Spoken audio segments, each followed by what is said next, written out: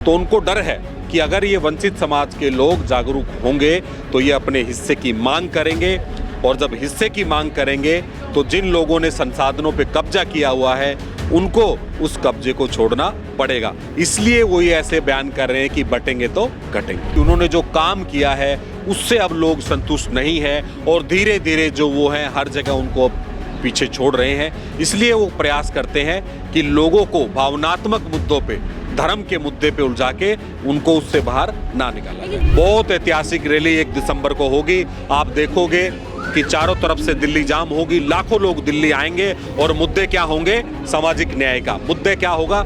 जातीय जनगणना हो, मुद्दा क्या होगा?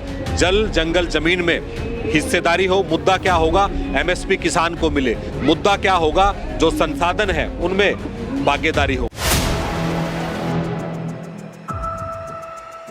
नमस्कार, 4 PM दिल्ली देख रहे हैं आप और मैं हूं आपके साथ शाहीन खान। हमारे साथ इस समय प्रोफेसर रवि महेंद्र है जो कि दिल्ली यूनिवर्सिटी में प्रोफेसर हैं। आज इनसे ख़ास बातचीत करेंगे किस तरीके से लगातार जो आरक्षण का मुद्दा है और जैसे अब देश के अंदर लगातार नारेबाजी की जा रही है कि बटेंगे तो कटेंगे, इस नारे का असर देश भर में कैसा हो रहा है। और अगर हम यूनिवर्सिटीज़ की बात करें, क्योंकि असली शुरुआत कहीं ना कहीं वहीं से होती है, और कैसे देश भर में जो नारा है सर असर डालता है। आप लगातार सर सामाजिक मुद्दों से जुड़े रहते हैं और इस समय SC ST OBC के मुद्दे को लेकर भी हम कई बार आपको देखते हैं। कैसे देखते हैं सर, आप लोग एक तरफ आरक्षण की बात करें, दूसरी तरफ इस तरीके की नारेबाजी की जा रही है, कैसे देखते हैं? देखिए, ये बात जो है बटेंगे तो कटेंगे। मुझे एक बात बताएं, इस देश का जो बहुसंख्यक समाज है, जो सरकार आज है और उसके नेता यह बयानबाजी कर रहे हैं कि बटेंगे तो कटेंगे, आप मुझे बताएं वो 80% है देश में, उनको किससे डर है? CM PM DM सब तो वही है, किससे डर है उनको? लेकिन अब उनको डर जो है वो ये है कि आज जो इस देश का जो आदिवासी है, दलित है, पिछड़ा है, महिलाएं हैं, वंचित समाज है, अब उसको ये लगता है कि उसका सम्मान और उसकी भागीदारी और उसका अधिकार उसे संविधान से ही मिल सकता है। इसलिए अब देश में नैरेटिव जो है वो संविधान के इर्द गिर्द हो रहा है, चाहे सामाजिक आंदोलन हो, चाहे वो कोई भी चुनाव हो, चाहे वो लोकसभा का चुनाव हो।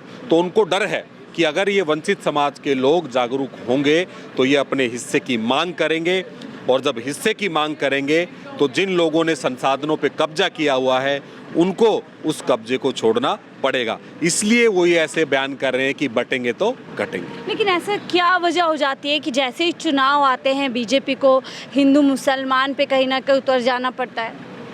देखिए, मेरा ही मानना है कि कोई भी पार्टी, कोई भी नेता और कोई भी संगठन जो होता है उसकी एक अपनी विचारधारा होती है, उसके कुछ मुद्दे होते हैं और उसकी कुछ नीतियाँ होती हैं, वो उसी के हिसाब से काम करते हैं। तो आज जो पार्टी सत्ता में है उसके जो विचार हैं, उसकी जो लीडरशिप है, उसको ये लगता है कि उन्होंने जो काम किया है उससे अब लोग संतुष्ट नहीं है और धीरे धीरे जो वो हैं हर जगह उनको पीछे छोड़ रहे हैं। इसलिए वो प्रयास करते हैं कि लोगों को भावनात्मक मुद्दों पे, धर्म के मुद्दे पे उलझा के उनको उससे बाहर ना निकाला जाए। लेकिन सर बार बार PM मोदी जी को कई मंचों से सुना गया है कि वो खुद कहते हैं मैं OBC समाज से आता हूं, तो फिर उन पर आरोप क्यों लगता है कि वो SC ST OBC समाज के जो है दुश्मन है या उनको पीछे रखना चाहते हैं? जी, मुझे एक बात बताएं कि हर आदमी सामाजिक न्याय की बात करता है, हर पार्टी ये कहती है कि वो धर्मनिरपेक्ष है, तो क्या हमें मान लेना चाहिए कि वो आदमी या पार्टी धर्मनिरपेक्ष है या सामाजिक न्याय की बात करते हैं? बात सब करते हैं, लेकिन अंदर से और बाहर से अगर वो एक जैसा है तब आप मानेंगे कि वो सामाजिक न्याय के पक्षधर हैं। अदरवाइज तो आज वोट के लिए नेता और पार्टी कुछ भी स्टेटमेंट दे देते हैं, उससे तो क्या फर्क पड़ता है? RSS कह रही है इस नारे को अमल में लाने की जरूरत है, तो क्या देश में मैं एक बात और कहना चाहूँगा, अगर मोदी जी सामाजिक न्याय के पक्षधर हैं, अगर मोदी जी भागीदारी के पक्षधर हैं, तो क्यों नहीं वो पिछड़ों को उनकी जनसंख्या के हिसाब से हिस्सेदारी दिला दे सरकार में? क्यों पीछे हट रहे हैं मोदी जी? अगर ऐसा उनको लगता है तो, अगर उनको वो सामाजिक न्याय के पक्षधर हैं, संविधान के रक्षक हैं, तो क्यों नहीं वो भी? सबका साथ सबका विकास हम लोग कर रहे हैं। देखिए, कहने से विकास नहीं होता। मोदी जी तो ये कहते हैं कि भाई देश जो है 10 सालों में इतना आगे चला गया, लेकिन मेरा ये मानना है कि अगर देश आगे चला गया तो आज भी जो है अभी वर्ल्ड इनइक्वालिटी रिपोर्ट आई, उसमें भारत से आगे पाकिस्तान भी है।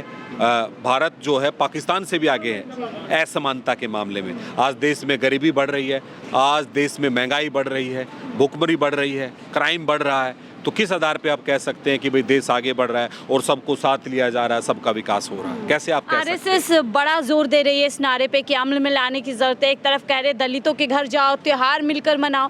क्या कुछ करने की तैयारी में आरएसएस या बीजेपी आपको लग रही है? देखिए, मैं आपको बता दूं, कोई भी विचार और कोई भी व्यक्ति सत्ता के हिसाब से अपने आप को आगे बढ़ाता है।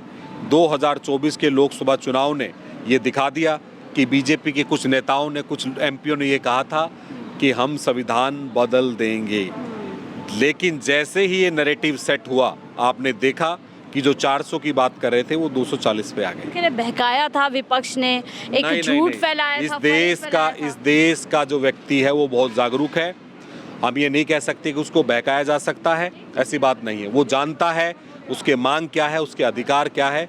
बहकाने वाली कोई भी ऐसी बात नहीं है। तो सर, अभी आप चुनाव पर भी आपका ध्यान होगा, क्योंकि जाहिर सी बात है तमाम जो राज्यों में अब चुनाव है, महाराष्ट्र कह लीजिए या फिर अन्य राज्यों में, वहाँ पर भी ये नारा जोरों पर दिया जा रहा है। क्या अब यही बच चुका है बीजेपी के पास चुनाव जीतने के लिए? देखिए, आप एक बात बताएं, अभी हरियाणा का चुनाव हुआ और हरियाणा के चुनाव में जो वोट परसेंटेज है कांग्रेस और बीजेपी का एक जैसा है, लेकिन कुछ सीटें बीजेपी ने जीत ली। तो लोगों ने कहा कि देश में जो है किसानों का जो मुद्दा था, किसान का जो आंदोलन था, वो खत्म हो गया।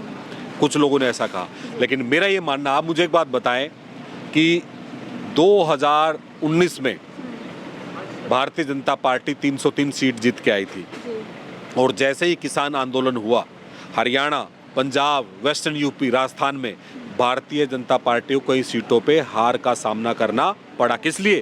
क्योंकि किसान और मजदूर उससे नाराज थे। हरियाणा को जीत के अगर भारतीय जनता पार्टी सोचती है कि किसान आंदोलन खत्म हो गया है, मुद्दे खत्म हो गए हैं, तो वो किसी बड़ी गलत। हरियाणा के लिए तो ये कहा गया कि दलितों ने बीजेपी को वोट दिया है, दलित समाज बीजेपी की तरफ जो है आकर्षित हो रहा है। नहीं, देखिए, मैं एक बात कहना चाहूँगा आपको कि जहाँ कहीं पे भी नेता को एरोगेंस आ जाए कि मैं ही सब कुछ हूँ, तो उसको देखना पड़ सकता है। 2024 के चुनाव में भारतीय जनता पार्टी को लेकर जिस तरीके से मोदी का स्टेटमेंट था 400 पार, तो लोगों ने उनको बताया। ऐसे ही हरियाणा में भूपेंद्र सिंह हुड्डा को ये था कि कांग्रेस 70 पार और दूसरे लोगों को साथ लेके नहीं चले। क्या परिणाम आया आपने देखा। तो एक व्यक्ति कभी किसी पार्टी को या संगठन को नहीं चला सकता। ये लोकतांत्रिक देश है, इसमें सबको हिस्सेदारी मिलनी चाहिए, सबको मौका मिलना चाहिए, सबको अवसर मिलना चाहिए। अगर ऐसा होगा तो निश्चित तौर पे जो है वो पार्टी या संगठन आगे बढ़ेगा। ठीक है सर, आप लोगों का जो तैयारी है 1 दिसंबर को लेकर के, क्या आपको लगता है आरक्षण को लेकर के एक बड़ा फैसला देश की राजनीति में हो सकता है? मैं आपको एक बात कहना चाहता हूँ कि भावनात्मक मुद्दों पे दिल्ली में पिछले 10 सालों में कई रैलियाँ होती रही हैं, लेकिन मुद्दों को लेके बहुत ऐतिहासिक रैली 1 दिसंबर को होगी। आप देखोगे कि चारों तरफ से दिल्ली जाम होगी, लाखों लोग दिल्ली आएंगे और मुद्दे क्या होंगे? सामाजिक न्याय का मुद्दे क्या होगा? जातीय जनगणना हो। मुद्दा क्या होगा?